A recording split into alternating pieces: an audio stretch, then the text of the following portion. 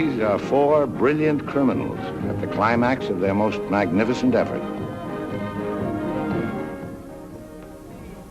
This effort began 6 months ago in Porto, where we were all aboard the ship for Africa. And they were my associates in a quest for uranium. An element not one of them knew the first thing about, except that they'd heard you could get dough for it. Big dough. Who? I mean, what do you suppose they are? Businessmen, does it matter? Well, if we're going to be on a small boat with them for weeks and weeks. I only said they might be fellow passengers. Harry, we must beware of those men. They're desperate characters. What makes you say that? Not one of them looked at my legs.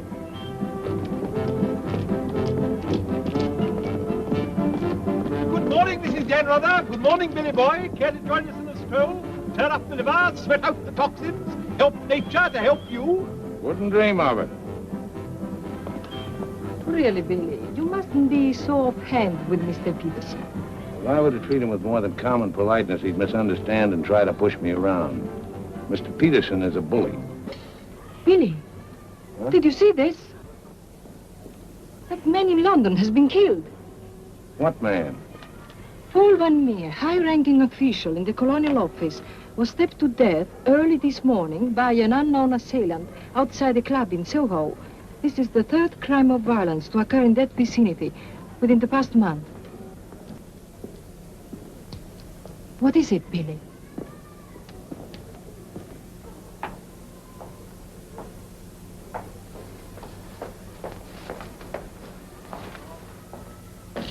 In heaven's name, Billy, say something.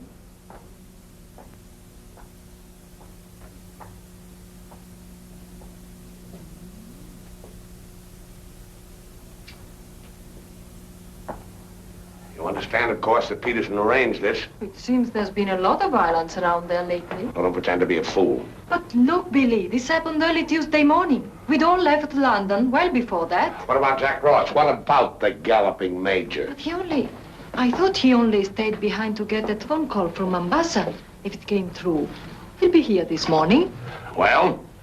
Don't get so excited. Don't jump to unpleasant conclusions. Jump, they might as well have drawn a map. Why was Peterson worried about Van Meer? What made him think he was dangerous? He was afraid Van Meer wouldn't stay bought. Afraid he'd get the wind up after we'd gone. Get visions of him trotting upstairs to his superiors, announcing I have certain information, certain persons have paid certain sums of money. Don't talk so loud, Billy. To obtain illegal rights to certain mineral supplies. That Indian, that Raja or whatever he was, that you worked for in the old days, he killed a lot of people, didn't he? Ah, but he had a better style. Besides, he was out for a kingdom, half the size of France. What's the difference between that and millions of dollars? We must think of the future, Billy. This is our big chance. It may be our last. Except for Mr. Peterson, we couldn't even pay last night's hotel bill. Where are you going? Now to a cafe, drink a lot of Pernod, and listen to the band. You won't make a fuss, will you? It doesn't do to make a fuss. You have to think of the main objective. Naturally, it doesn't do to be fussy.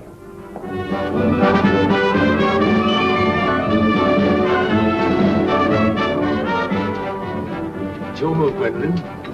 Glasses.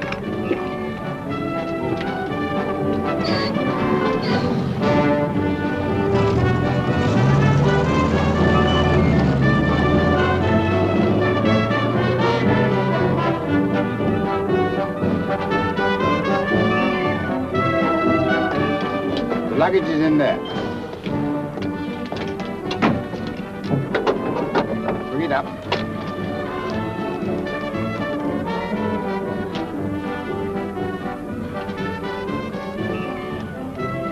Harry, look, the desperados. Shh. Not quite now, Convict Billy. Hard liquor before noon. I'm celebrating. Celebrating what? The safe arrival of the major. He came galloping in a minute ago, looking tired but satisfied. I take it his mission was accomplished? Yes, well, it's getting on for lunchtime, gentlemen. I'll see you later, Billy. Your move, Gwendolyn. Gwendolyn, it's your move. Oh. Check. Closed. Are you sailing on the Niagara? Africa bound. So are we. Oh, my name is Chelm. This is my wife. How do you do? My name's Dan How do you do? Are your friends sailing too? The whole kit and caboodle. You're a very mysterious group, I must say. Really, Gwendolyn? How so mysterious? Well, for one thing, you all appear to be of different nationalities. Your move, Gwendolyn. Check. I have a theory about you and your friends. Correction. My associates. As a matter of fact, I think you're doctors. Evil ones, I mean. You're going to the heart of the jungle where human life is cheap to perform ghastly experiments which require the sacrifice of thousands on the altar of science. You must excuse my wife. She has a very lively imagination. Check me. I don't know how you expect me to play a decent game when you keep talking all the time. Harry's been all out of sorts today. Usually he's a wonderful loser. Good morning, Mr. Danrada. I bring you the captain's compliments, along with the sad news that the sailing of the SS Nyanga has been postponed. Now, look here. This boat is definitely, most definitely scheduled to sail at 2400 hours. Scheduled, Mr. Chelm, but not, I fear, destined to do so. The fellow gone, or is the captain drunk? Oh, of course the captain is drunk. But the real trouble is with the oil pump. Well, it's not good enough. Simply not good enough. Quite right, sir. But you're putting it too mildly. The present oil pump is no good at all. Well, how much delay does this mean? Oh, to locate, bargain for, purchase, and install a new one will require, I should say, more than a day, less than a fortnight. Utter, hopeless inefficiency. Only it isn't the oil pump at all. Just making it an excuse to hang about and pick up extra cargo. Guns or opium? I wouldn't be surprised if she turns out to be a smuggler. What a miserable place to be stuck in. Squalid, fifth-rate port. Ever been in Forteventura before? No, I don't know this part of the world at all. Oh, I thought not. Otherwise, you wouldn't be so upset about staying. Magnificent country. Ruins to visit by moonlight, fine stretch of beach. Back there in the hills, one of the few spots left in the world where you can get decent food and drink. It's called the Blue Pavilion. I insist you give me the pleasure of having dinner with us tonight.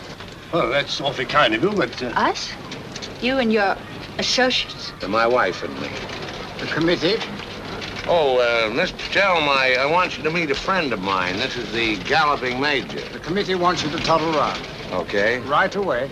I'll be along. Better toddle. I said I'd be along. They don't like to be kept waiting. I'll lay on a car. We'll meet in front of the hotel at 6. Arrivederci. Dan, rather. An American, I suppose. Anyway, I quite like him. Time. 24 hours in the day, 1,440 minutes for somebody else to get busy on the same idea as ours. We ought to have got a plane and flown out, as I said from the start. You remember I said it, O'Hara? My name is not O'Hara. It is O'Hara. You hear? Mr. O'Hara. Yes, Mr. O'Hara. But you remember I said it? I said we ought to take a plane. Time. What is time? Swiss manufactured, French hoarded, Italian squandered, Americans say it is money, Hindus say it does not exist. You know what I say? I say time is a crook. If we took a plane, we'd be there inside 15 hours, instead of who knows where. I don't want any more talk about flying. The sky is for the birds. My feet are on the ground, both of them.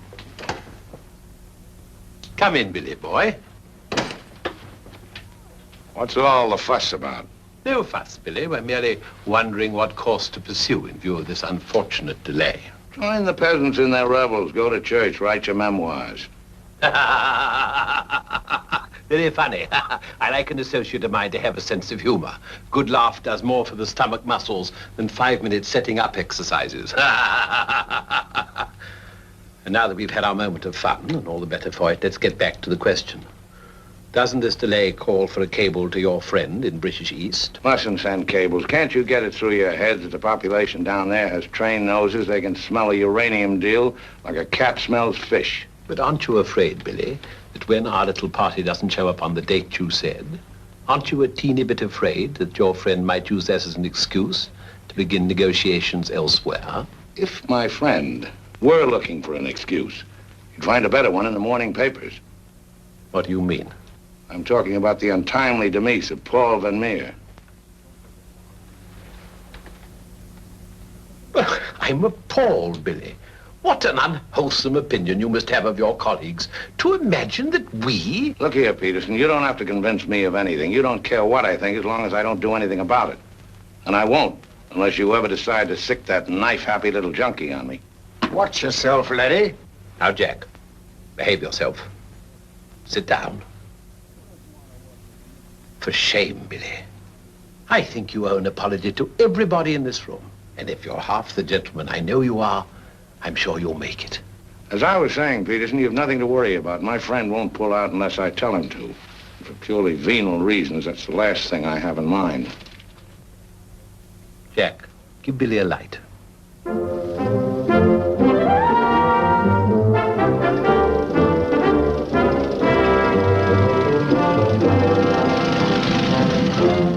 What a wonderful car. It looks as if it had won the Grand Prix d'Elegance many years ago. Oh, it did. It was built for Oraposo. You know, the bullfighter. He had it made this way so he could stand up and take bows. He only got one ride in it, bequeathed it to me on his deathbed. Well, here's to Oraposo. I hope you like champagne. You mean it's yours? Well, I gave it to my former chauffeur, the fat bandit in the front seat. Harry, look at that wonderful villa. Well, that was Bertie Crampton's. Oh, you mean Lord Crampton, in Gloucestershire? His family acres marched hand in hand with ours. Gloucestershire, the cathedral towns, trout fishing, garden parties. What a beautiful life. You know England well? Emotionally, I am English. I serve tea every afternoon with crumpets, and I've always kept up my subscription to Country Life and to Tedler. Trouble with England, it's all pomp and no circumstance. You're very wise to get out of it. Escape while you can. Well, I'd hardly describe myself as escaping. Simply so happened that a relative of mine, first cousin actually, who died recently, happened to be the owner of a coffee plantation. Africa's the place now. You talk about the diamond boys, the gold boys. They just skimmed a little off the top. Potential mineral wealth of Africa's hardly been scratched. Now there is a villa. Big. Well, that's the Villa Capriccio, famed in song and story, a 3-star attraction in Baedeker. Whose is it? Well, the bank's on it now. It used to be mine. Yours? Yes, I brought old Charles over from Fouquet's. You know, the old Fouquet's, to run it for me. Then when I decided to pull up stakes, I bought him this restaurant we're going to. Least I could do to show my appreciation. Well, here we are. Charles! Charles! Wait here a minute while I rout old Charles out. He doesn't even know we're in this neck of the woods. Charles! Charles! She must think we're extraordinarily naive. Knew all those people. Owned that vast villa. Bought this place because he liked the fellow's cooking. What utter balderdash. Oh, perhaps he did. I beg leave to doubt it. Did you notice his wife? She seemed to be rather a sensitive little woman. Really embarrassed by all that rot. I am sorry, signore. As you see, we are closed. We do not open for another 2 months. Charles, what the devil's going on here? This place is falling to rack and ruin. Place is closed. We shall have to dine in the hotel after all. Monsieur Dan. Monsieur Dan. Madame, why did you not let me know you were coming? You did not say you were with Monsieur Dan. Nothing is close to Monsieur Dan. It's good to see you again, Charles. It's been too long, Monsieur Dan. Not since the night you left the villa. Remember your farewell party. I've tried ever since to forget it. Remember how in the morning we escorted you to the train with violins playing and everybody cried like when a king you love very much leaves his country. Aren't you dressed yet? Do I appear to be dressed? Do dress, do hurry. It's the most wonderful day. And Billy wants us to drive out and see his villa. His former villa. Obviously, I can't go. I've got a chill on my liver. What a miserable place to be ill. And you forgot to pack my hot water bottle. You packed it. Gwendolyn, I distinctly remember. Hello.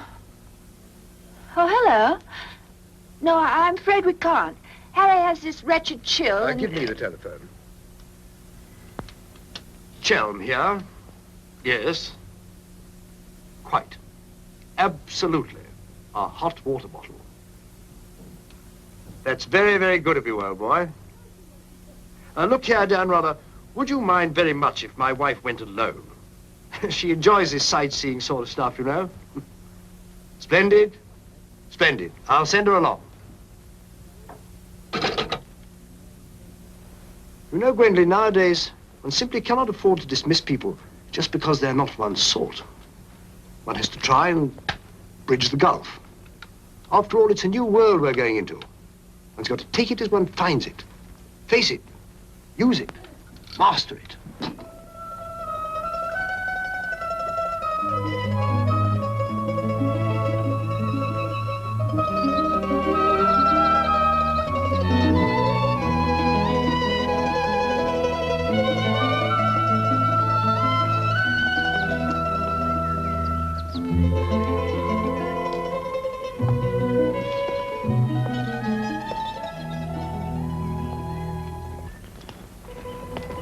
You know, I've seen Americans on the street and in the cinema, of course, but I've never talked to one before. Are you a typical American? I think it's important that I should know. Why important? There are two good reasons for falling in love. One is that the object of your affections is unlike anyone else. A rare spirit, such as Lord Byron. The other is that he's like everybody else, only superior. Harry, for instance, is the very best of a type. Well, if you must know, I'm a typical rare spirit. How long did you live here? Well, the longest I've ever lived anywhere is 2 years. Well, when you were a child. Didn't you ever have a mother and a father? And a house and a street and a town? No, I was an orphan until I was 20, and then a rich and beautiful lady adopted me. You know, I've changed my mind about your being an evil doctor. You're off to keep a rendezvous someplace in Africa sacred to the tribesmen. You're going to found a new empire and make yourself master of the riches of the world.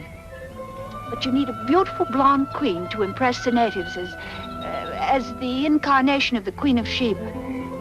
That's why you're making a pass at me. Am I? Of course. I don't generally go sightseeing with strange men. You don't believe that, do you? Well, I believe anything you say. Do you? Well, you shouldn't, you know. You really shouldn't. Mr. Charlton? Yes? I, Mrs. Darnother, Maria. Oh, come in. Tea for two and two for tea? Now, that's most awfully kind. You shouldn't have troubled, really.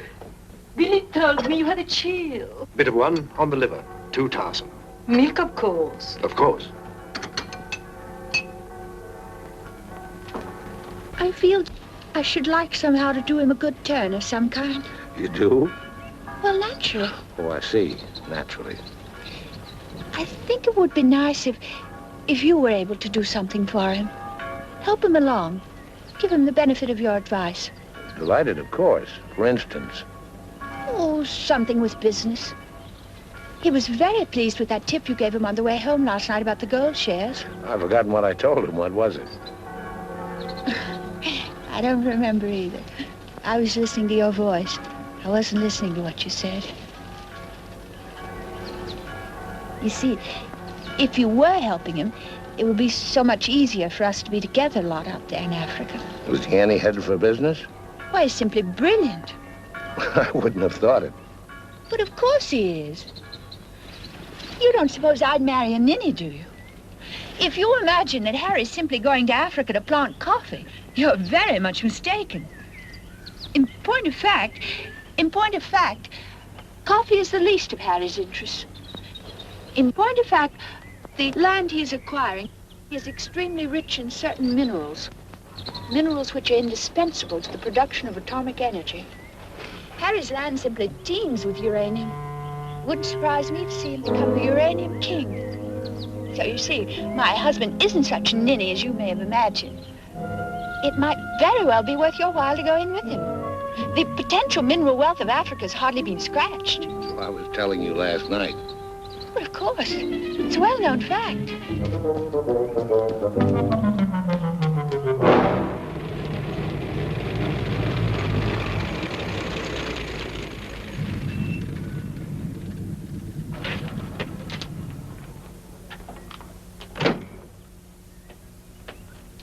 Billy boy. Had a happy day?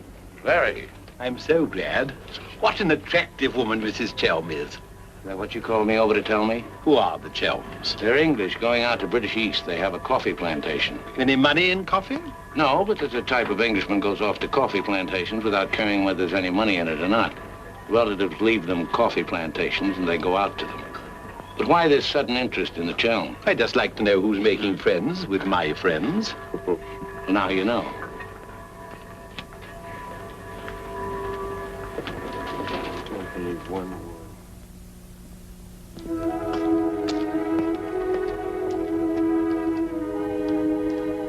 You know, if I ever leave you, it'll be for someone of the type of Harry Chell. Well, bully for you. I suppose that type of Englishman is like a story I once heard. An English gardener in England was showing some Americans one of those wonderful English lawns. And of course, they wanted to know how to make a lawn like that. And this English gardener said... He said, all you have to do is get some good grass and roll it every day for 600 years. I heard that story before you were born. Englishmen tell it when they're feeling down in the mouth. Just don't understand the child type. You're not even listening. You never do. Someday I'll say goodbye and you won't hear that either. One day I shall really meet my type and run off with him. And you'll be simply amazed. It's possible. George Moore said, I learned it by heart years ago. He said that each great passion is the fruit of many fruitless years. George Moore was a very distinguished English writer, you know. Except that he was Irish. Cheer up, sugar. If I make $1 million on this deal, I'll buy you an old English lawn, one we can roll up and take with us.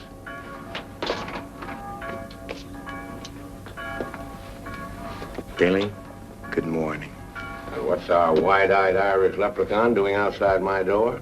Why do you always make jokes about my name, huh?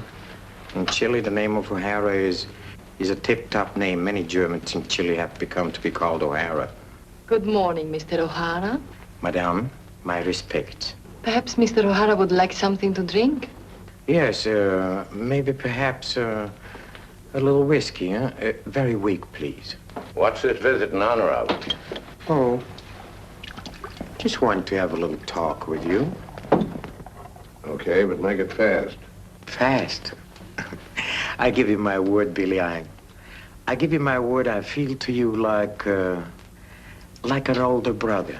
Oh, it's not so much the difference of age. It's probably, yes, the reason is because I come from a culture which is so much older than yours in my country.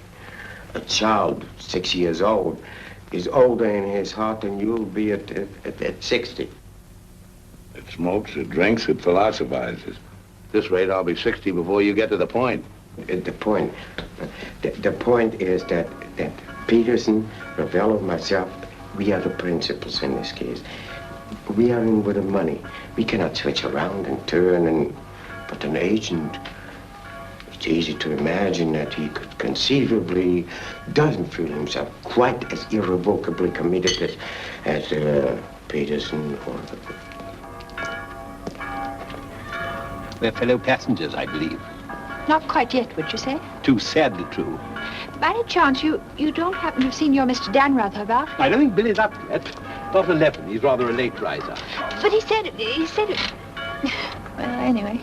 I shouldn't put too much stock on what Billy says, particularly when he's had a few drinks. It's not that he means to break his word, he just forgets that he's given it. Charm and dependability so seldom go in one package.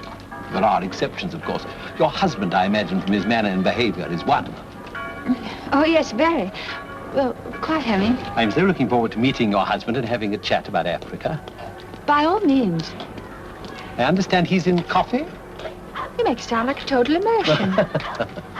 Part of Africa we're going to is due for some pretty important changes. In my opinion, things will be booming out there before you can say Jack Robinson.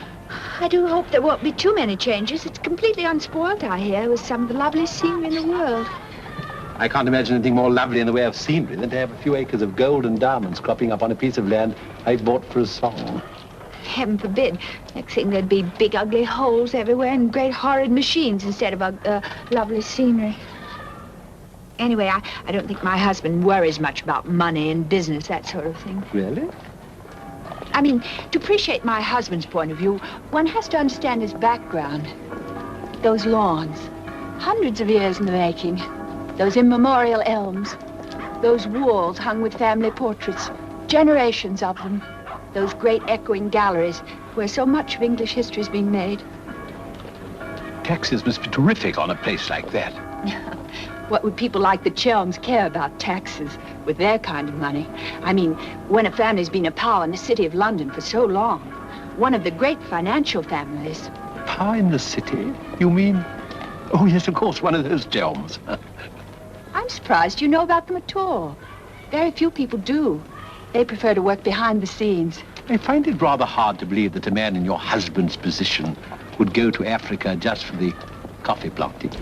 You're very quick, aren't you? In point of fact, he isn't.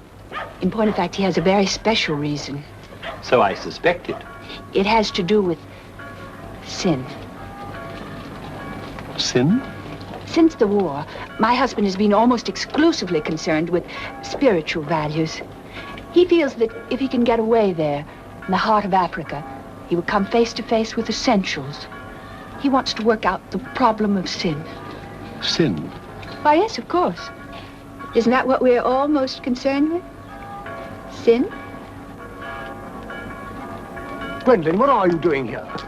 I thought we were supposed to meet on the beach. Harry, I want you to meet Mr... My name is Peterson. Been having the most delightful talk to your wife. She tells me you're interested in spiritual values. I myself am vastly Harry, concerned. we'd really better be going. You'll excuse us, Mr. Peterson? What have you been telling that man? Oh, nothing, Harry. He got onto the subject of religion, and I just happened to mention that we usually go to church on Sunday. Billy, I think it is high time you take stock of yourself. Can you truthfully say about yourself, I, Billy Dan Reuter, have acted fairly and squarely to my associates, huh? But of course he can, Mr. O'Hara. Everybody knows Billy's the soul of honor. Shut up, sugar. Perhaps he's the soul of honor, and perhaps appearances are deceiving. You mind telling me what it is I'm supposed to have done? Nothing. It's your conduct. Your conduct doesn't... Your conduct does not inspire confidence, and confidence, Billy, is the most important necessity in an undertaking of our kind. One may be completely innocent, but if one's actions invite suspicion, one might as well be guilty. To be trustworthy is not more important than to seem to be trustworthy. Billy, have you done something you shouldn't have? Tell me, Billy. Tell me the truth. My conduct. Who do they think I am, their hired man? But you are, you know. You are the hired man. How good and kind of you to remind me. How good, how true, how kind.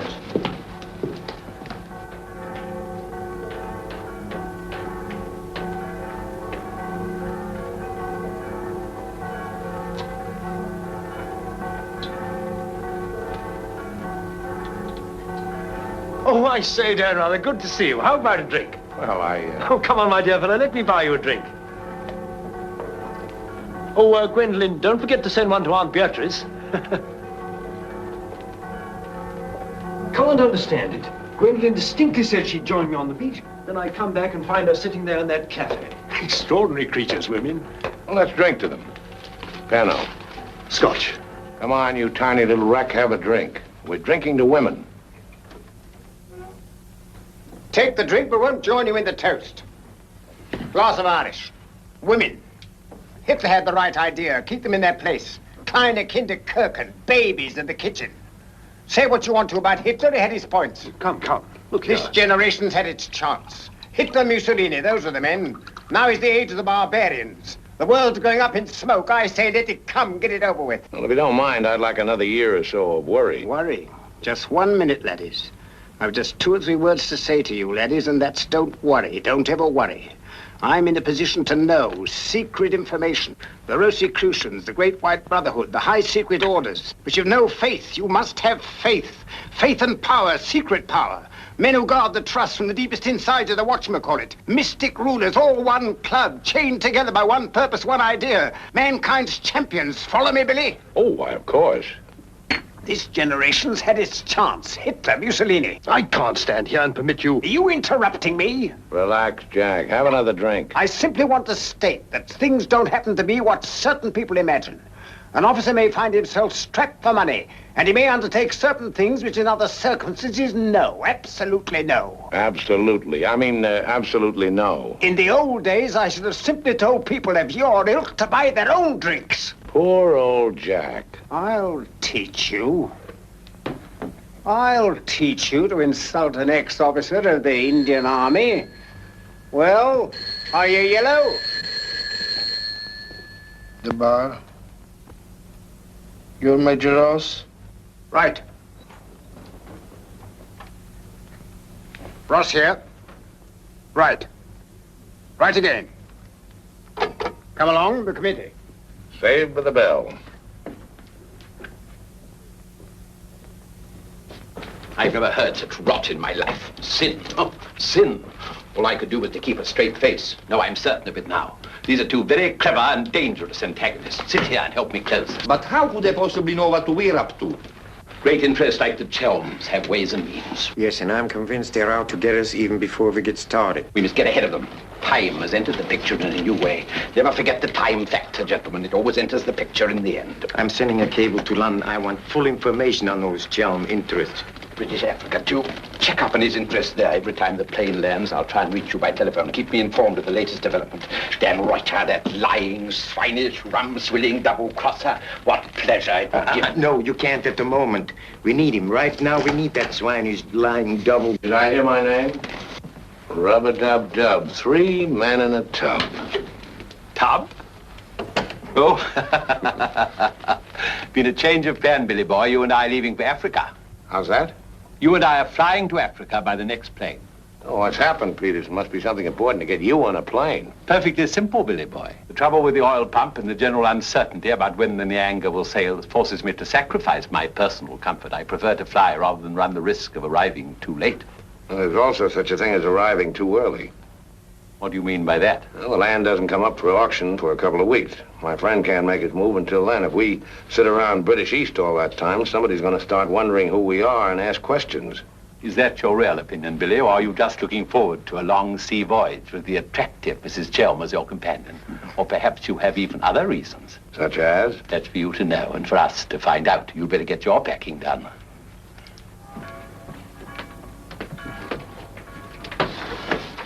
Billy? Where are you going? Off to Africa, flying. Just like that? Aren't you even going to kiss me goodbye?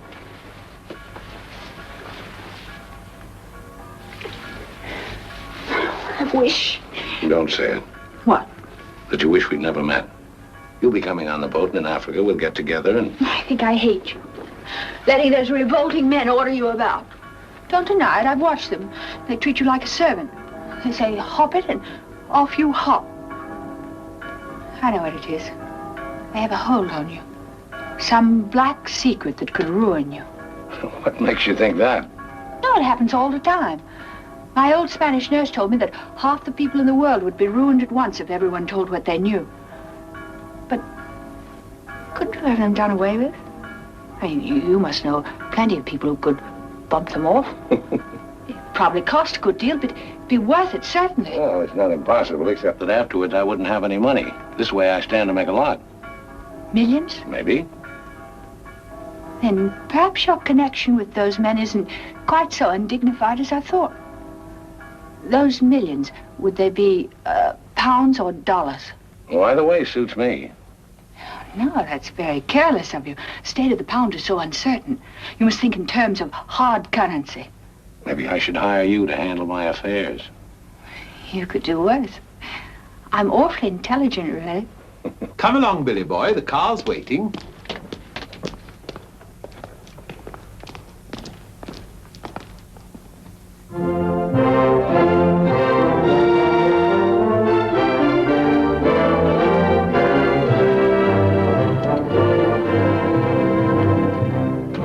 Get faster than this, we'll miss the plane. Press on! Press on!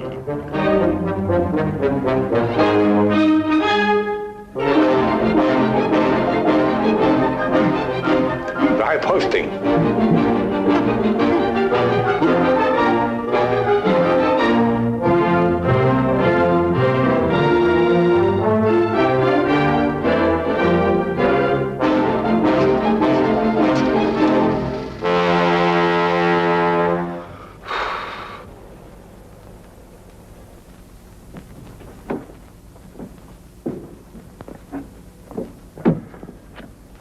Bisogna spingere. Push, push.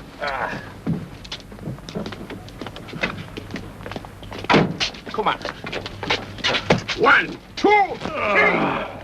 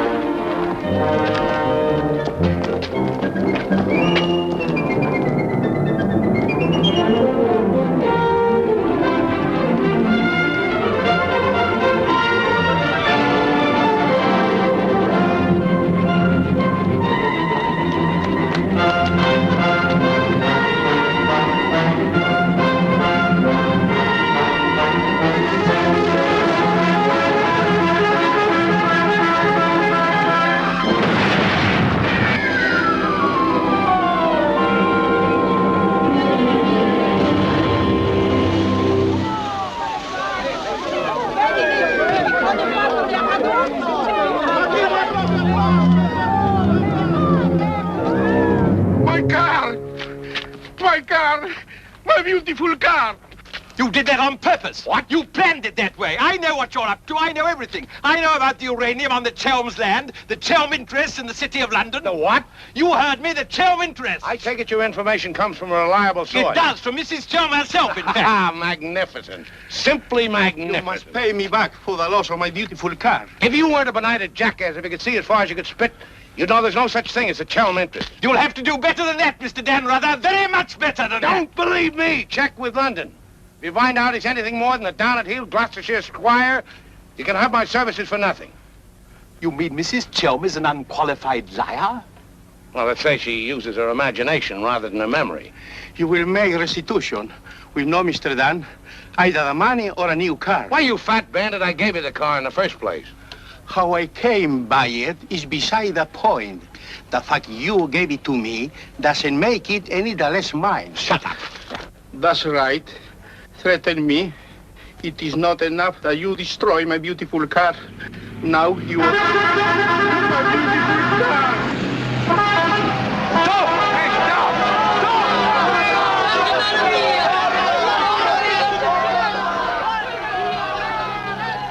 More than anything, I want Billy to make a grand success out there. As you care so much about money, I should have thought you would have left Billy for some rich man. I shouldn't think Billy would mind, really. I mean, neither of you are in love or anything. You are a strange girl.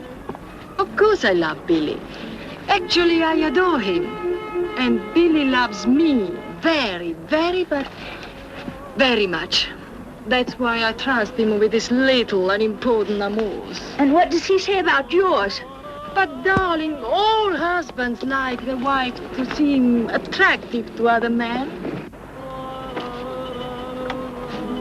Be sure you explain that to Harry.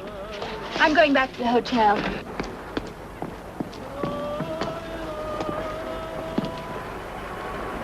Mrs. Danrother, Maria, I'm afraid, I have some shocking news for you. The boat is not going at all? There's been a terrible accident. Your husband's car drove over a cliff. The people on the bus saw it fall into the sea. It seems almost certain that... What is it? What are you trying to say? He's saying that Billy is dead. It's become necessary to redistribute the stock in our company. Stock. What good is the stock now? We can't deal with the Radar's friends. Not without Danrother. All the effort, the money, everything went over the cliff with that car. Ravello, you forget the English are very sentimental people. I tell you, there is nothing that Billy's friend will not do for his widow, and in black, she's a very touching figure. Poor Maria, you really have had a wretched time of it. You are very understanding. If only there was something I could do. Just now, if you could bring me an aspirin. I have a headache. Don't move. Just you wait there. I'll be back in a moment. Mussolini, Hitler, and now Peterson. A great man, a great loss. I'm going upstairs and read my Bible. Why all the clothes? Maria has a headache. What's the matter with you? Go away. My dear girl, I'm as sorry about Dan Rather as you are. But after all, it isn't as if he was one of our oldest friends. I was in love with him. He was a very pleasant acquaintance. What did you say? I was in love with him. Really, darling, have you no control over your romantic fantasies? I loved it. Can't you hear me? I love you. I love you. Oh, rot. You're just dramatizing again. By George, you were right, after all. I did pet it. Oh, what shall I do? I feel as though I were drowning. He's dead. He's dead, and I'm left in a fool like you. I tell you what to do. Have a bit of shut-eye. You wake up in an hour feeling your old self again, and there'll be no more silly stories about falling for a middle-aged roustabout. Is this so? Oh, please go away. I'll just take these to Maria.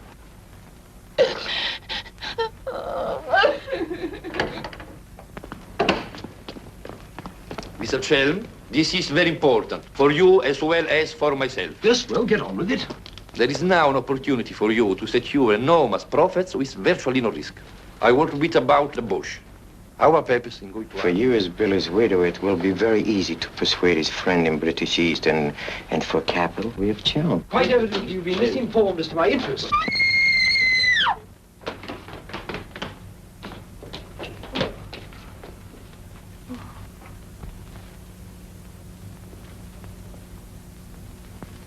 What's the matter with all of you? Somebody dead? Carl, it went over a cliff. We thought you'd both been killed.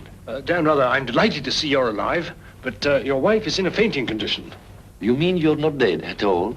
Obviously, I'm not dead. I knew you weren't dead. I knew it. I counted 13 backwards 13 times. My old Spanish nurse said if you did that, a miracle would happen. And you see, it has.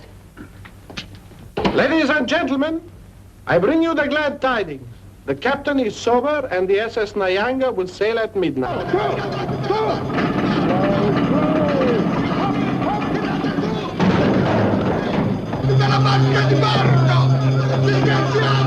I can't see it anywhere.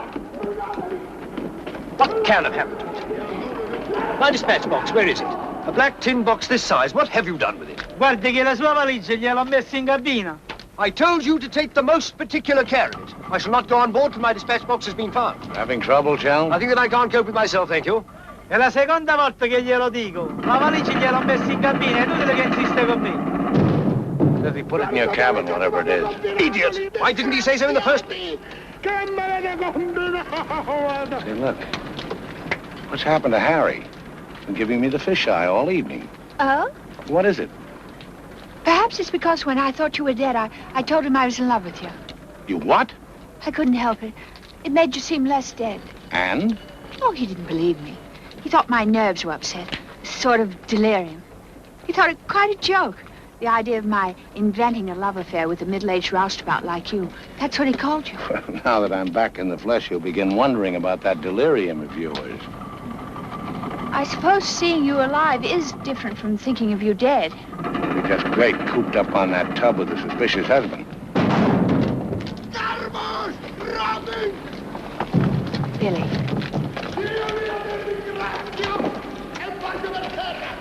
Let's not go. What do you mean? I'm asking you to run away with me. Now. What about the millions in hard currency? What's happened to you? I thought you were my shrewd little manager. I've changed my point of view. I thought we'd get to Africa and you'd make your fortune and everything be wonderful, but now I think it's all too risky. Too many things can happen. I want us to cut and run for it right now. You really mean that? With all my heart. Oh, no, that's impossible. Why? Well, for one thing, Mrs. Danrather might not go for the idea. She's not quite as sophisticated as you are. Please, Billy, listen to me. I've thought it all out. we'll take the bus and catch an express for somewhere. The shot's not on the table. You're not in love the way I am.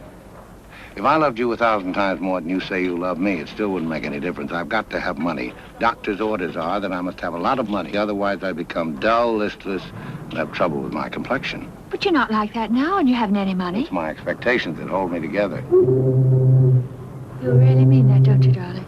Sure, I mean it. And your main reason for wanting lots of money is so that you'll be ever so attractive and I'll love you more and more. That's right, baby. I'll help you, Billy. I can, too. I'm something of a witch. My old Spanish nurse said I could have been a professional. Don't look now, but they're raising the gangway.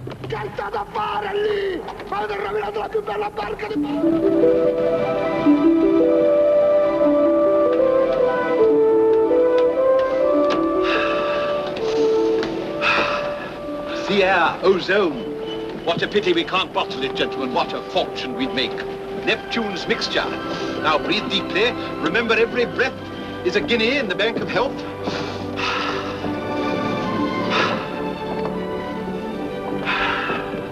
Good morning, Chell. Why, that's good. Very good indeed. I didn't know you were an artist, Mrs. Dan Rather. I'd hardly call myself that. I only dabble. The nose is not enough long. The ears are too small. Only has one eye. Now come along, gentlemen. We must not dawdle. Blow the man down, bully, blow the man down. Blow, blow, blow the man down. Blow the man down, baby, blow the man down. Good morning, Mrs. Chelm. Let's hope she breaks her neck. Blow the man down, bully, blow the man down. Blow the man down, bully, blow the man down. Blow, blow, blow the man down. Blow the man down, bully, blow the man down. Give me some time to blow the man down. Mr. Peterson? Mr. Peterson? Radiogram.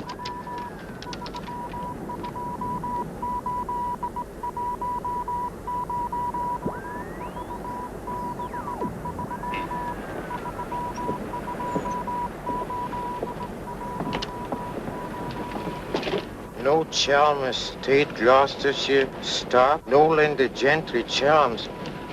What do you make of that? He's not a Gloucestershire squire. Like Billy said. Just as I was beginning to take Billy at his face value. But if he's not what Billy said, then what is he? We are at sea again, gentlemen, in more ways than one. Mystery, more mystery. Billy is a liar. Heaven only knows what Chelm is. CID, maybe. You borrowed my thought. What to do? What to do? The time has come for direct action. You remember last night when we came on board? The fuss he was making about his dispatch box?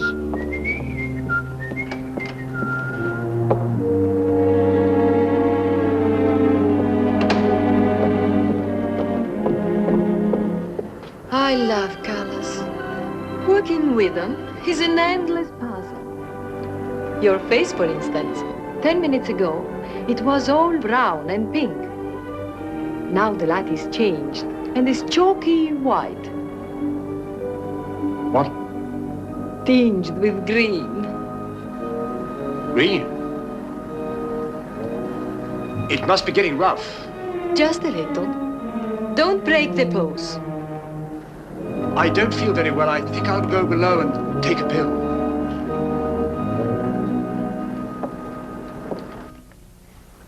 It's incredible. Harry Chelm is just Harry Chelm. nothing, nobody, a ruddy refugee from Earl's Court. With a hot bottle. Look. And the letter of introduction to the secretary of the governor. The secretary, mind you. Disgusting. Purser! My box! Beat up and down, isn't it, sir? It's gone! Oh, yes, indeed. Major Ross took it. I saw him sneak it out of your cabin. I like to keep my eye on what goes on aboard the ship. Where did he take it? I believe Mr. Peterson's cabin. In fact, I'm sure.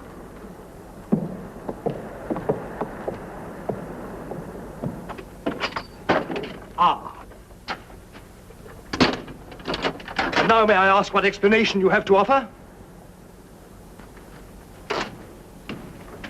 He forgot his hot water bottle.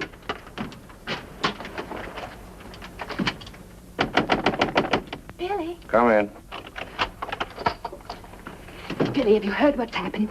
I've seen the paper in days. It's not funny. They've stolen Harry's dispatch box. Who stole his dispatch box? That dreadful little major. He took it to Peterson. They went through it.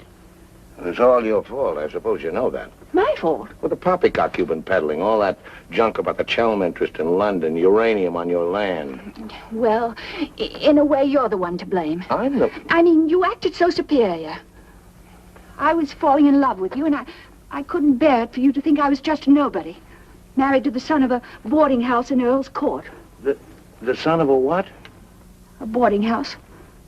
That's what Harry's parents do. They run a boarding house for decayed gentlefolk. But the way he talks, the way he acts, I thought It's just that he sees himself in a place in the West Country with trout streams and horses, leading the life of a country squire. It's not his fault if people take it for granted that he has a place like that. He's never once said that he had. Well, country gent, son of a boarding house or whatever he is. I suppose I'd better get his box back. Oh, he got it back himself. Well, then there's no harm done. Except that Harry's gone to the captain. He's going to have them put in irons. He is what? He says that's what they did in the Royal Marines. Look here, Skipper, there's a perfectly simple explanation for all this. I happen to own a dispatch box which is very similar to Mr. Chelm's. When I didn't find it in my cabin, I asked Major Ross to see if it had been stowed away somewhere else by mistake. The Major found what he thought was my box in the saloon with some other luggage. The box has been in my cabin ever since we sailed, under the berth. As soon as I saw the box, of course, I realized at once that it wasn't mine. I simply opened it to find out to whom it belonged so that I could return it to its rightful owner. I can't conceive why this gentleman should imagine I should be interested in a box containing patent medicines. I'm not a hypochondriac. Purser, tell the captain exactly what you told me about the box. Why, sir, you asked me whether I'd seen it, and I said it might be the one I'd seen being carried along the passage by Major Ross. You distinctly told me that you'd seen it being taken from my cabin. Oh, you must have misunderstood.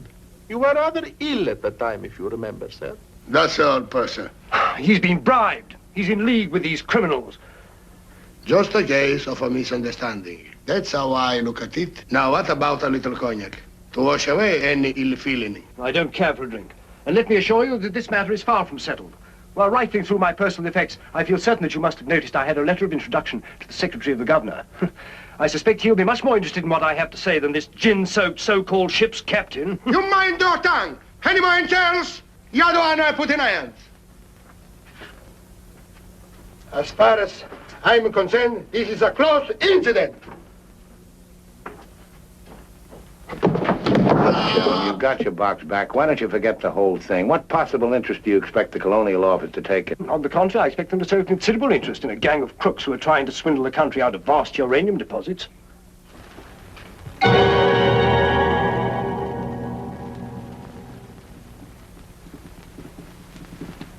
Just one moment, sir. What leads you to believe? This gentleman obviously hasn't seen fit to inform you that during your supposed demise, he attempted to lure me into your nefarious venture. Unfortunately for you, he acquainted me with all the pertinent facts. Facts which I intend to communicate to the proper authority at the very earliest opportunity. I thought you were dead. That's what they told me. Everyone told me you were dead. And if you were dead, we head to a fresh capital. Didn't we? You, Ravello, my own partner, sneak up behind my back and try to cheat me. Milk's spilt. It's no good crying over it. Get after him, Billy. Calm him down. Talk to him. See if you can't get him to change his attitude. I'll try, but I don't think it'll do any good. I don't know why we have to worry about Chelm's attitude. Talk's no good. Conversation never convinced anybody. I say put an end to words. Shut up, Jack. Time factor has entered the picture again. This time, fortunately, it's working on our side. 2 weeks before we reach port. That should be plenty of time to convince our friend Chelm. I beg you, please end all this trouble. If things go on, either you will be done away with before we ever get to Africa, or you will leave and denounce Peterson to the authorities, and that will be the ruin of all my plans and hopes. In the long run, you'll do much better to get clear of these people. They're thoroughly undesirable. The long run. I'm tired of the long run. I am not even thinking about them or about myself. It's only you that concerns me, Harry. No need to worry about me. Ever since I met you, you fill my thinking. You are becoming an obsession. Don't you understand, Harry? I am deeply in love. Maria. My dear.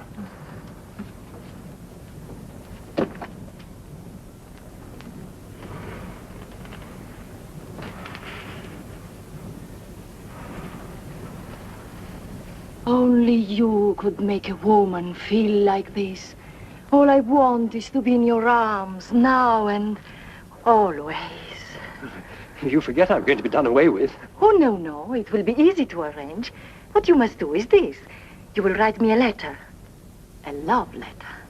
You will tell me that you cannot denounce Peterson, because then I will suffer too. Because you love me so much, you cannot bear to hurt me. Such a letter they will believe if I show it to them. My dear girl, you must see that this is quite out of the question. I don't propose to make compromises. Not compromises, Harry, darling. But you can see if you cause trouble, the whole of our plans, my plans, you would not want to make the innocent suffer. It would be much better if you don't interfere, Maria. I must handle this as I see fit. Then you intend to go ahead with this business, tell stories and ruin everything? It would be much better if you cut loose from these people. No happiness can come from such an association. Harry, I'm asking you not to do this. Please, write a letter. Then there will be no trouble for you, no trouble for us, no risk when we get to Africa. I'm sorry, my dear. We English are a very pig-headed lot.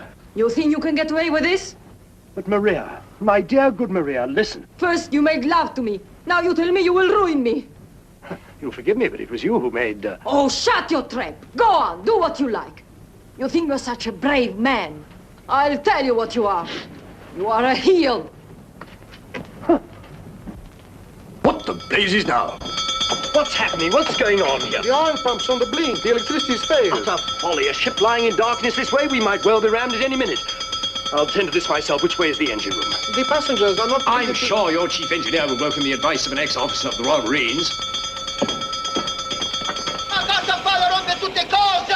Non stai a toccare niente! Lo scasse tutto! Lo rompe tutto! Non stai a toccare niente!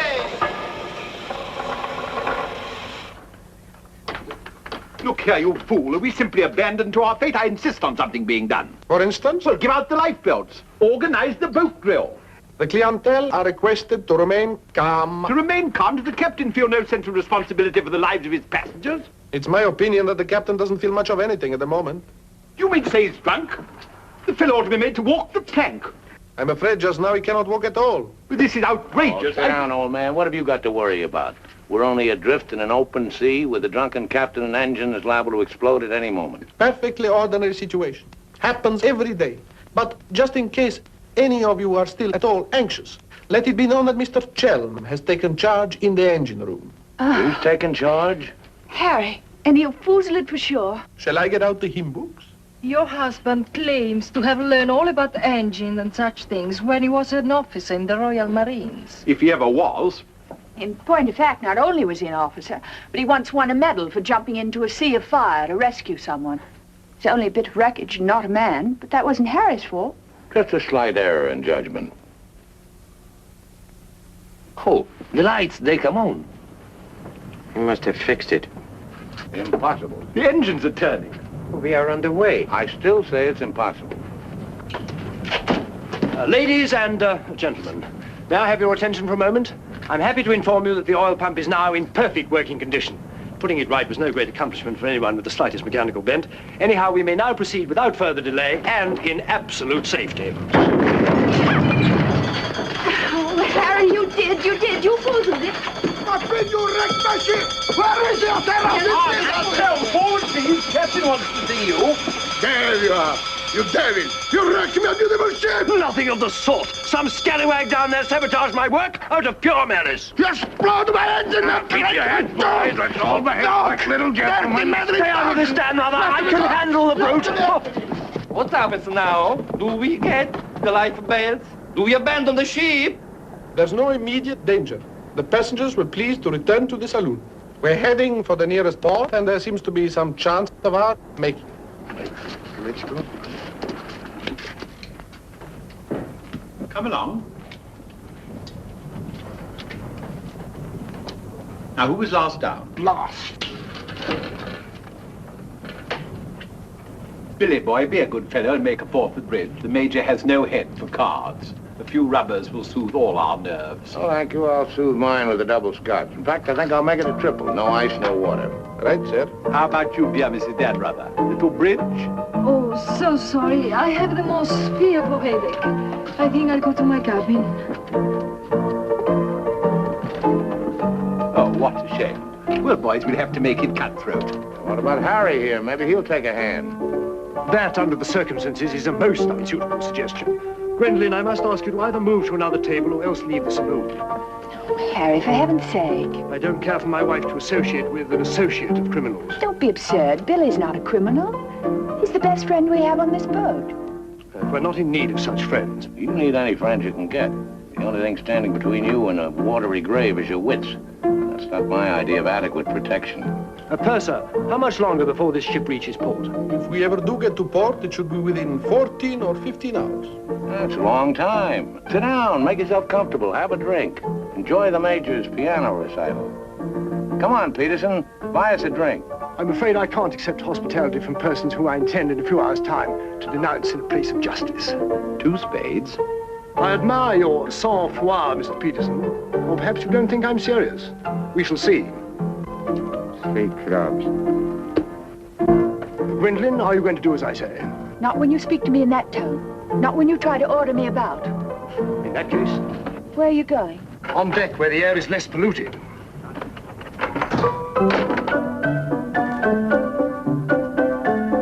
Purser, 4 tonics? I think you'd better go after Harry. Why should I? If he's going to be so childish and unreasonable. Take my advice, go to him, stay with him. I suppose you think we should keep up appearances. The loyal wife at her husband's side. No, Billy. I'm experiencing something that is rare and beautiful. And I shall not deny it, either by word or by deed. I love you. Let the whole world know it. I love you, I love you. Yeah, well, keeping up appearances isn't exactly what I meant. Why do you want to send me tagging after Harry? He's being such a deadly bore tonight. Deadly, but not dead, not yet. What do you mean? They killed one man just because they thought he might try to get in their way. Now, handsome Harry here is certain to blow the whole thing wide open. They killed a man? Really? Who? Just a man. Well, for all Harry's being too tiresome and my loving you to distraction, I still wouldn't want to see him done in. He has some perfectly darling traits, really. I mean, like always remembering one's birthday. No, we simply mustn't let anybody murder Harry. If not, keep him in your cabin. Never let him out of your sight. Keep him under lock and key. Oh, Billy, that awful music. It's so loud, it comes right into our cabin. Peterson, tell the Major to soft pedal it. And while he's about it, he might change the tune. Oh, don't you like it? It's one of my favorites. I'm afraid he doesn't know any others. Do you, Jack? Oh.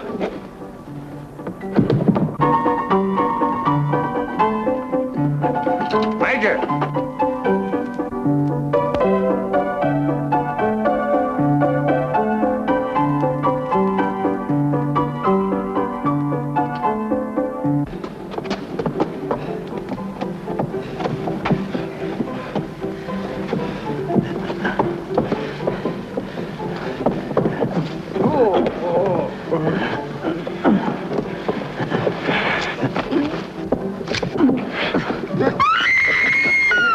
Do I hear a lady screaming? One down. Captain! Captain!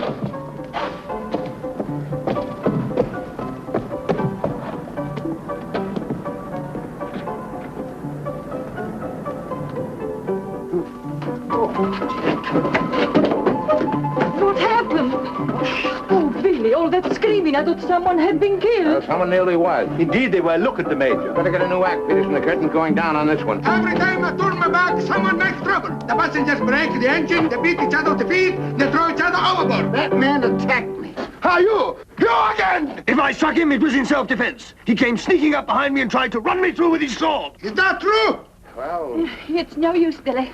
My trying to protect Harry any further. I may as well tell the whole truth.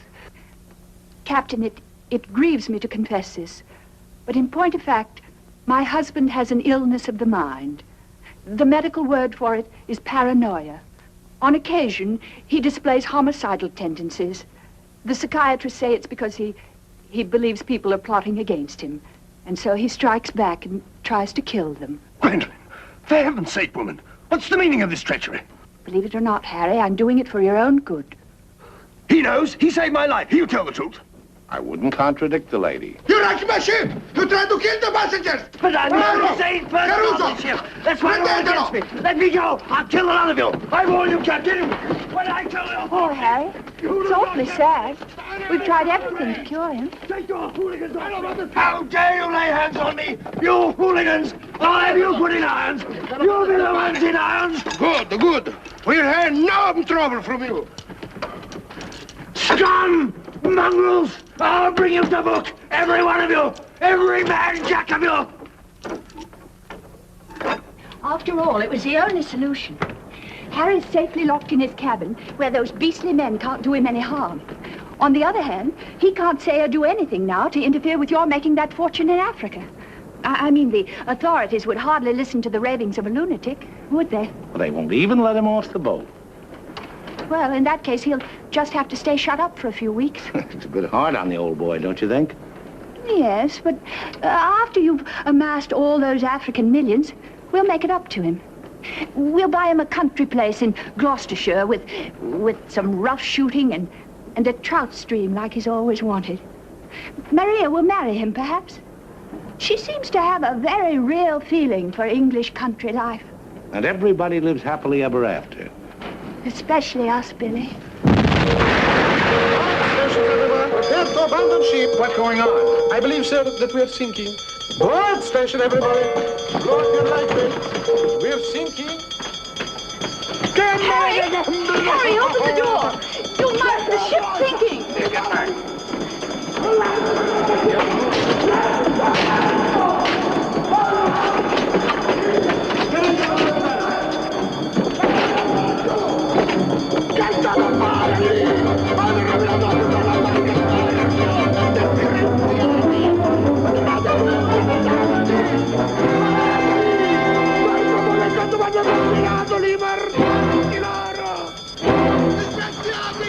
Tirate su! State attenti!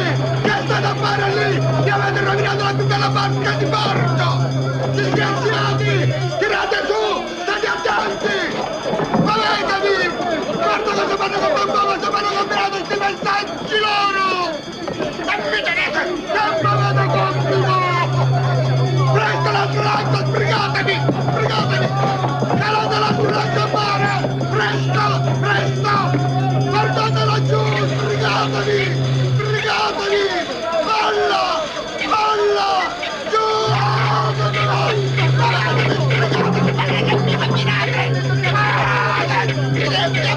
Presto! Presto! Tenetelo giù!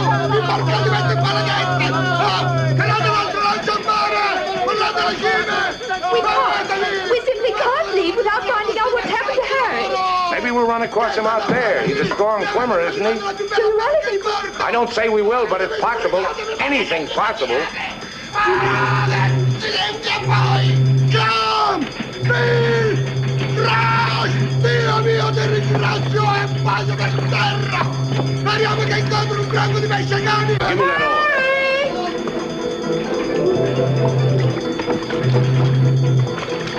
Harry!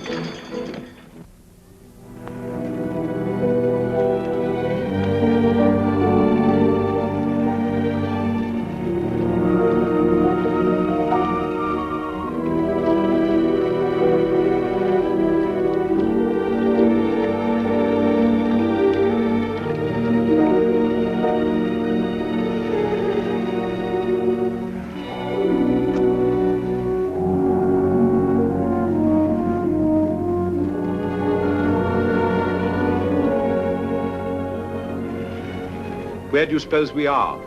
Africa. What part of Africa? Yes, that's important. What part? Not a bad place to land. No customs, no forms to fill out. Tell us at once where we are. It's important I know. You mean to say there are parts of the Dark Continent where you won't be received like the prodigal son? Alio. What's that? Alio.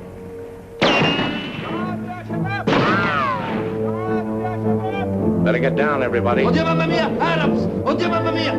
Get rid of your passports, boys. Mrs. Tell, Billy Boy, my identity must remain a secret.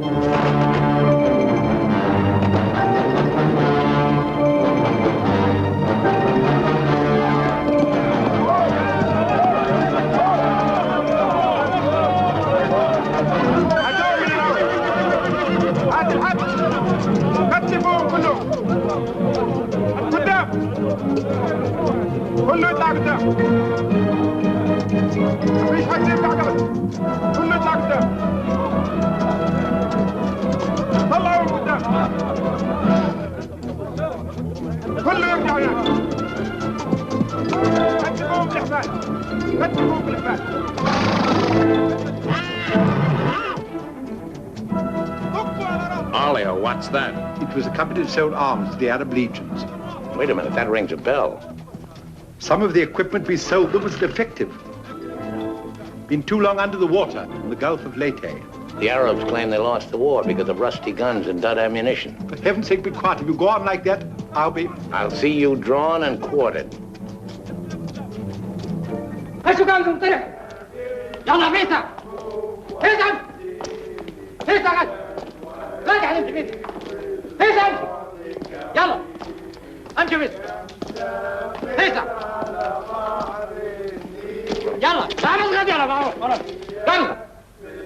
you going to allow them to bully you in this way?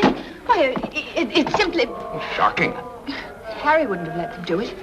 He had a sense of dignity. I have a sense of survival. Billy, what is going to happen? Do you think they will torture us? Just let them try it. I'm a British subject. I wouldn't say it too loud.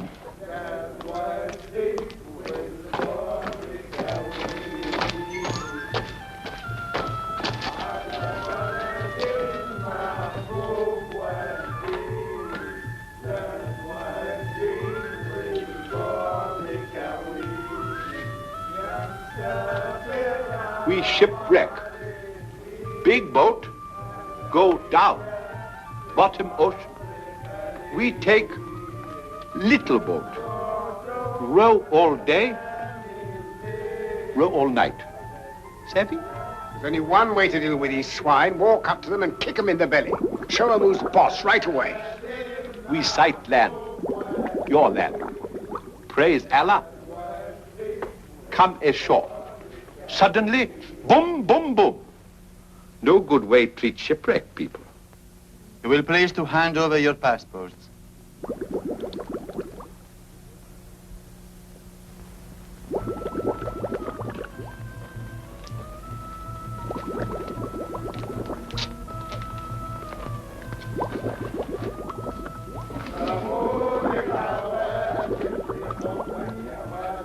There seem to be 4 missing. Will those who have not handed over their passports hold up their hands?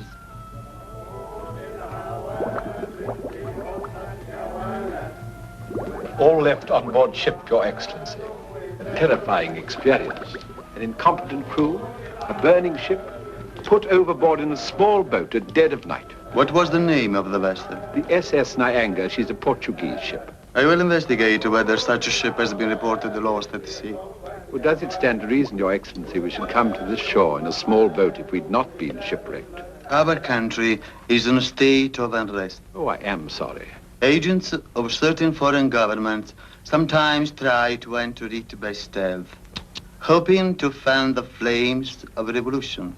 Therefore, we check carefully on the activities of strangers. But surely, Your Excellency, in our case, one look is sufficient to convince you of our innocence.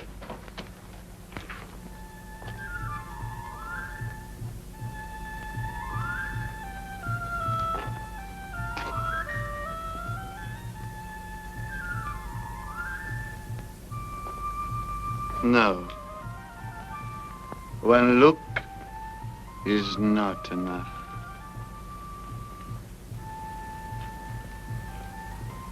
If you think we're the enemies of your country, the logical thing is to boot us out. Send us packing by the first available boat or train. We shan't object. We've got important business elsewhere. Where is elsewhere? Central Africa. And what sort of a business? Vacuum cleaners, sewing machines. Ah, yes. Businessman. All going to Central Africa to sell vacuum cleaners. Hat to hat, I suppose. And you, sir, I take it, are the head salesman, the ringleader of this group. Oh, no group. We met for the first time on board ship. Complete strangers to one another. Liar! The others all look at you each time I ask a question. I am a keen observer. You four are together. Oh, no, my fat-gutted friend. I'm not as illiterate, simple-minded native you're fool enough to take me for. I am a great man, a serious man. I spit on you, too. I spit on you and all your life. Off to the wrong star, Peterson. There's only one way to deal with these swine! Swine! Swine! You'd better be careful. My husband, my late husband, who was drowned in the Niagara disaster, happened to be one of the most important figures in the British government, Sir Harry Chelm. In point of fact, we had letters from the Prime Minister and the Queen telling everybody to be particularly courteous to us and our friends. So you see, if any harm befalls us at your hands, it will become a major international incident. Would you instruct that one that in my country a female's lips may move, but her words are not heard? Harry. If only you were here. And now, sir, you will stop abusing my intelligence and tell me who you really are and what is your actual purpose in being here. I'm a sick man. I've got a bad heart. I mustn't talk anymore. You refuse to answer. That is interesting. It makes of it a contest in a game at which we excel. We of this country have had 4,000 years' experience in asking questions and getting answers. Who are you? Why are you here?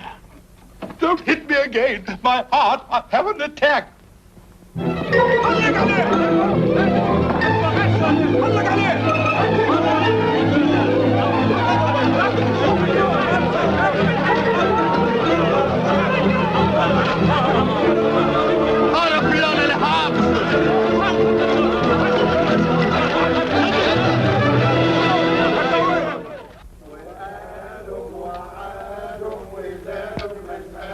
Billy's led a thoroughly decadent life.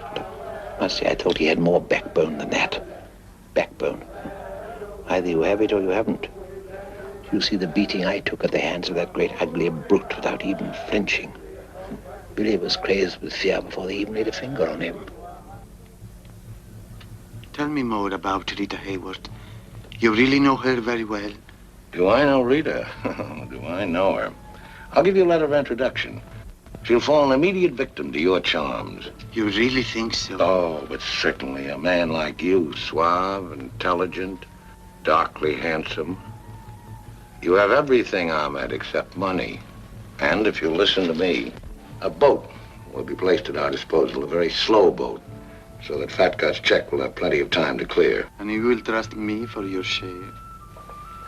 Does one man of the world ask another to trust his own brother? Oh, no, Ahmed. You'll give me a check for half. Your demands are very great under the circumstances. Well, why shouldn't they be? Fat Gut's my best friend. I will not betray him cheaply. You are certain that you are the friend of the peerless Rita? Come, Ahmed. Line back to business. Very well. 50-50. Oh, by the way, Fat Gut's nature isn't noble like ours. He might try to bargain. I do not bargain with a puffball like that. It's beneath my dignity. It'll be dawn soon. The correct hour for a firing squad. But if we have him shot, what about the money? Well, I was just thinking that if he had a volley at the psychological moment, he might not be so inclined to haggle. I believe you must have Arab blood. Westerners are not usually so subtle. يلا يا علي نمسك الراجل التخين. يلا بينا يا سيدي. يلا. Look, Halamai! Look, Halamai! Where are you taking me? I won't go. I demand to see a doctor. Would you say that in Paris, among smart people, the Rolls-Royce or the Cadillac is considered more chic? Well, that's no problem at all. A man in your position should have both. Ah,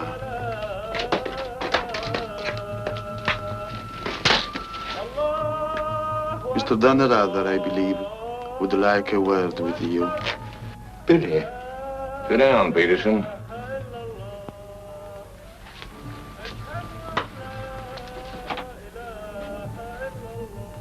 I've been talking to Ahmed here, and he's made the following.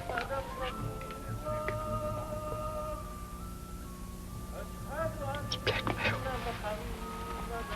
I can't pay.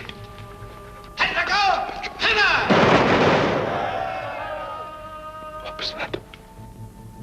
Firing squad. It's execution day. Will he take a check?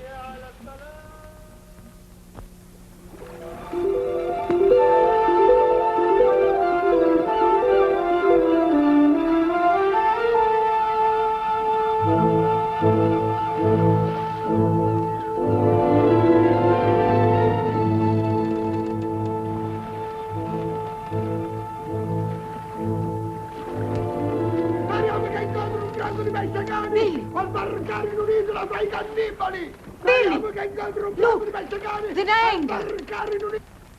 Ballate la cime! Stay away! Stay away from my ship! If you try to come aboard, I will shoot you! I will shoot you! Get to my gun! Get to my gun! Give it to him. Maybe he'll shoot himself. My gun! My gun!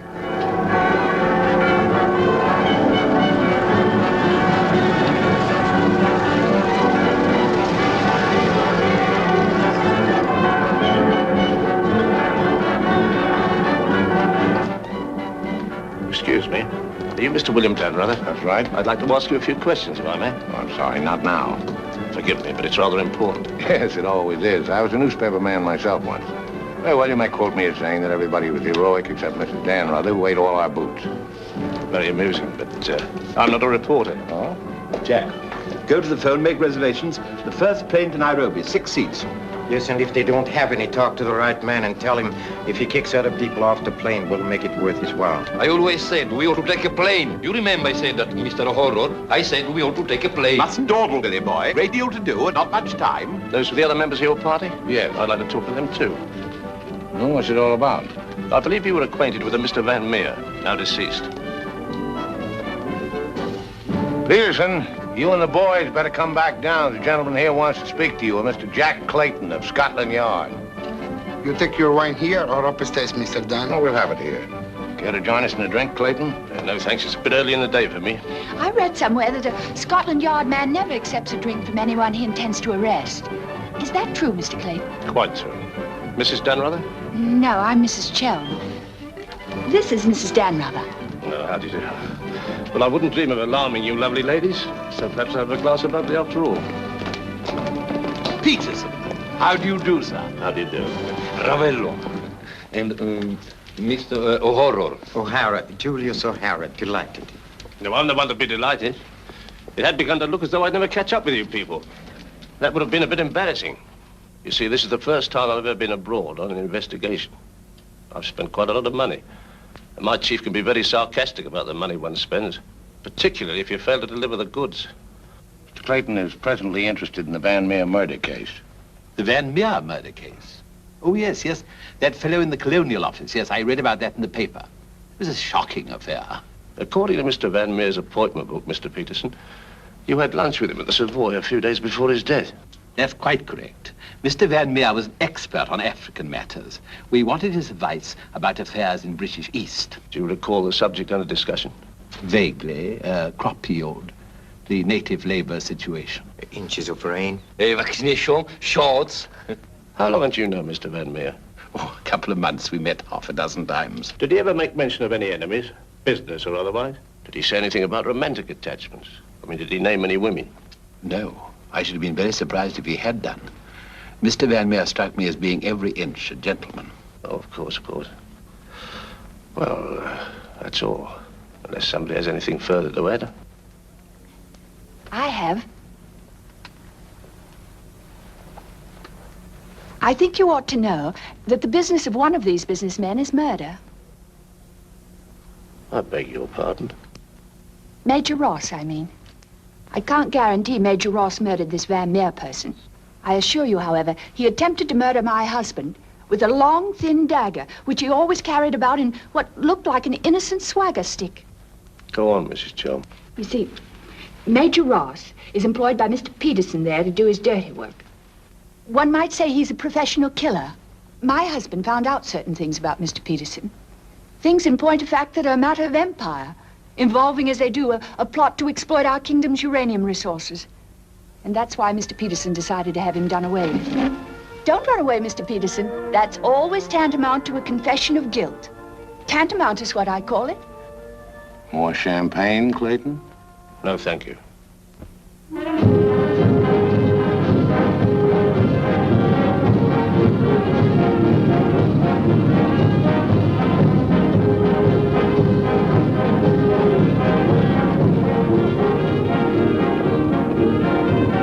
As I said before, very smart fellows indeed.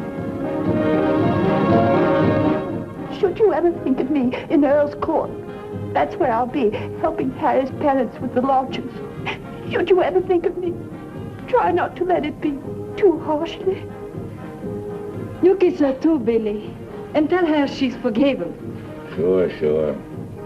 Goodbye, Billy. Bye.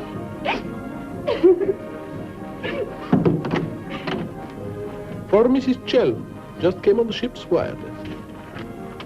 Oh, by the way, Mr. Dan Rada, do you know that your associates are all in the Hoosgow? Oh, not that I'm a bit surprised. I put them down as thoroughly bad characters, right off the bat. But then there are so many bad characters nowadays. Take mine, for instance. Harry! He's alive!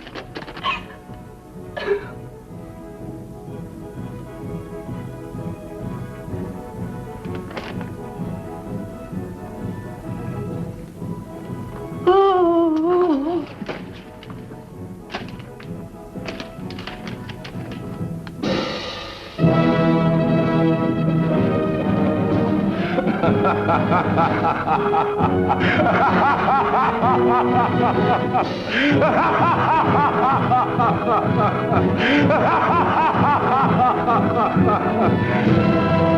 Oh, this is the end.